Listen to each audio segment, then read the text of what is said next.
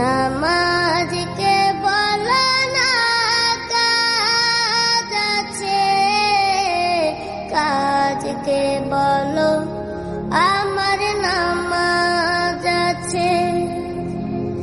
নামাজ বিহীন পরপারে কি জবাব দিবে